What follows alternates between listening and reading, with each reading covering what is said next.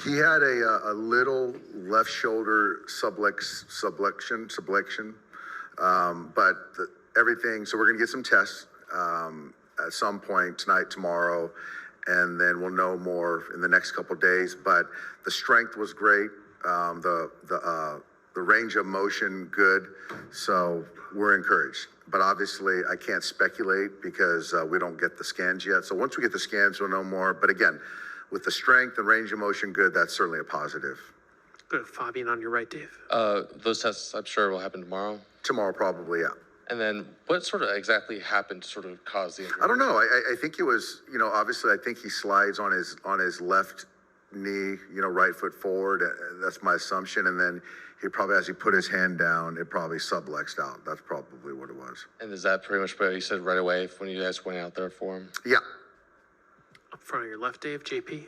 Dave, I know that the subluxation is one that guys can be prone to if they have repeated. Has he done this before? You know what? I don't know, JP. I'm not sure. So I don't, I'm not sure. Don't know. Good. Jack, third row in the middle here. One more with Ohtani. How concerning was just that scene when he went down? The scene, very concerning. Obviously, when you get any one of your players that goes down, it's concerning. But after kind of the range of motion, the strength test, I felt much better about it. How much did that kind of just impact the mood in the clubhouse afterwards? When you guys have a lead. I think for a minute, but then, at that point in time, you got Kopech coming out there. We're still trying to win a baseball game. We can go to Bill, Jack, if you don't. That's easiest. Yeah. Dave, on Yamamoto, generally talk about what he did tonight, but also you get to the middle innings, data generally says take him out, facing the third time. So you're a data guy, huh? I'm an analytics guy, but also, he hasn't gone that deep since really when he faced the Yankees, which That's was right. back in June. So what That's right. went into your decision making? Yeah, I think for me, watching how he was throwing the baseball, there wasn't much stress in the game. And he hasn't been in the seventh inning since that Yankee game. I think he's thrown up to 76 pitches. So I felt we had a good building block foundation. And so I really wanted him to get Stanton. So number one, to get one more hitter and to be able to touch that seventh inning. So I think for me, that was it regardless. And also, as you were navigating the ninth inning, what made it the right time to get Bessie up, and what made it the right time to get him in the ballgame? Yeah, Blake, Soto does a nice piece of hitting, then he gets the strikeout, then hits a bag for the base hit, and then Chisholm hits a ball down below that was really good. I thought he kind of got back into the at-bat with Rizzo, leaned in, gets hit. For me, I was trying to get him through Volpe, and so that was kind of where it was at, and I just didn't want to go to Alex too soon to potentially take a Volpe tax, and I just felt, again, that Blake had enough stuff to get Volpe in that spot. Go far back in the center, Dave. Ken? Dave, back to Shohei. Just to be perfectly clear, it's a subluxation, not a dislocation? That's what I heard from our trainer. Yes, Kenny. We'll do just a couple more. Fabian?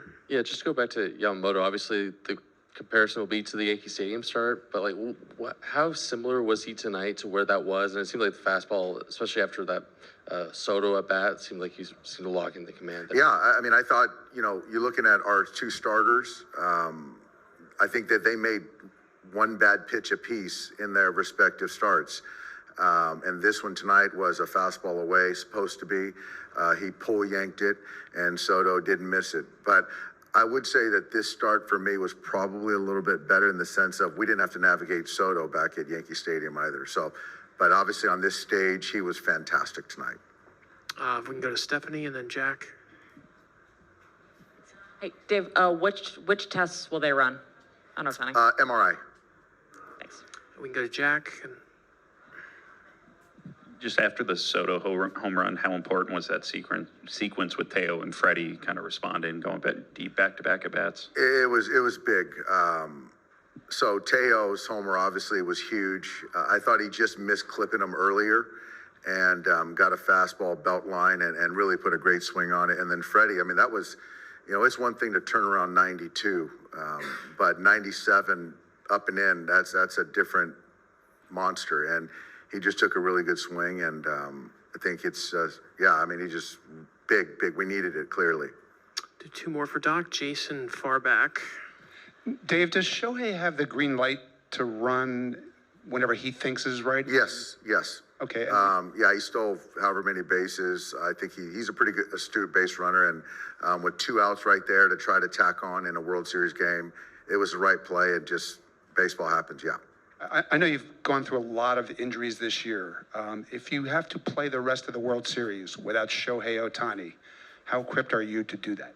I'm not there, Jason. I'm expecting to be there, so I'm expecting to be in the lineup. If we can just pass it to Tim. Since it's Otani's left shoulder, just practically speaking, what is the significance of that for him as a hitter, his back shoulder? I would say that in a vacuum, the left shoulder is better than the right shoulder for a left-handed hitter. But again, we'll know more. But to answer your question, We'll finish up with Barry up here. Doc, if the Yankees had come back and tied, was he out of the game? I didn't even think that far, Barry. I'm just happy we didn't have to get to that spot.